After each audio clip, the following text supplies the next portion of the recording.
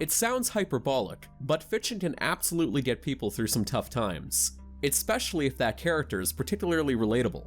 Okay, maybe not Spider-Man himself, but Peter Parker sure gets the job done. The thing is, there are lots of different versions of Spider-Man that people can relate to. Now, we just got another one in Miles Morales, and like the first time around, Insomniac did its job once again.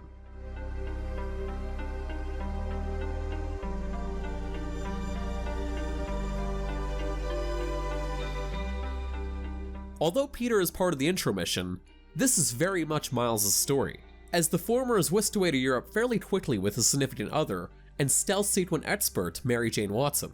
New York only has one Spider-Man in it for the time being. From the start, it does a really good job of bringing you in where you need to be. It's not an origin per se, it's more like a Batman Year One tale after he has some of the toys. If you want, you can get a quick recap of the original, but it's not wholly necessary since, again, this is an isolated story that involves Miles, his family and circle of friends, and new villains. Beyond a few Easter eggs, you can also go straight to this version and be fine. Over time, I started to realize how different Miles Morales really was. Sure, it has a lot of the same framework mechanically, both in and out of combat, but this is a much more personal story. It fits the game perfectly and allows it to step out of the shadow of Peter Parker, with a large focus on the people close to Miles that most players haven't quite met yet. The Christmas time period and wintry sparkle of the city also help add that feeling that this is not a copy and paste job. My most beloved element of the game though has to be Miles himself. As most Spider-Verse film fans know, he's quite the character, with his own insecurities and demons he has to reckon with, in addition to his heroic responsibilities. Insomniac manages to showcase his personality not just with the narrative, but with these subtle in-game animations too. Sometimes Miles will struggle with an attack or even look off balance. He's also willing to be heroic out of the costume too. Seeing as this is a PlayStation 5 game after all, it's also important to talk about all of the next-gen goodies. The big thing that stands out to me way more than the visual upgrades is the load time situation, or lack thereof, and I can't stress this enough.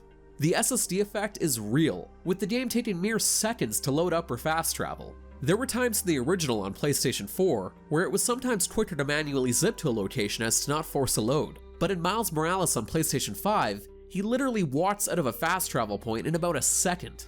I hope the entire generation is this fast. The visual options are slightly less impressive but totally workable, especially if you were fine with the situation in the original.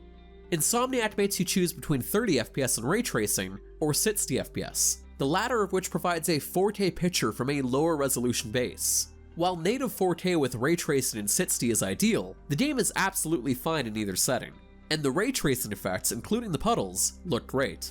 Combat is still very smooth, with Insomniac nailing the agility and strength of the Spider-Man character in an action system that mostly emulates the original. Miles has two powers at his disposal that are important to note: a bioelectric shock ability, Venom Blast, and a camouflage skill. The former really reminds me of the neon aesthetic from infamous Second Son in all the best ways. Miles' camouflage, on the other hand, like most of its gaming ilk, is governed by a meter, which depletes as the ability is used or after you whack an enemy out of stealth. I'm sure some people will feel like camouflaging makes the stealth sequences easier, but they're also more fun as a result. Miles can speed through those portions of the game a little quicker than Peter, but you still have to maintain a degree of anonymity, lest you blow your cover.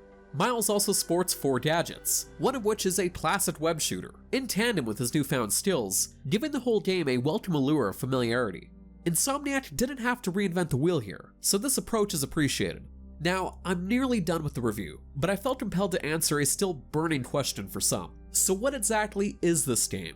I know it's been a bit confusing, so the answer kinda boils down to it's something like Uncharted Lost Legacy, which if you're not familiar, it's a shorter, roughly 10-hour campaign that could be stretched to 15 hours or so if you go for a 100% rating. Once that's in the bag, you can opt for a New Game Plus run, which has its own unlocks in tow. While you might want more, the benefit of this approach is that the game doesn't feel bloated, nor does it overstay its welcome.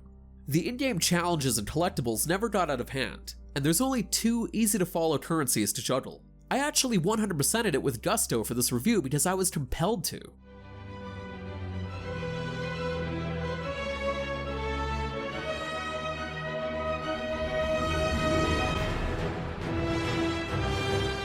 Just like Into the Spider-Verse, I was pleasantly surprised by Miles Morales. I came in fully expecting it to be a side story, but it was much more than that. If this is setting us up for Spider-Man 2 where both Miles and Peter are playable, I'm in. But for more reviews and gaming news, be sure to head on over to Destructoid.com.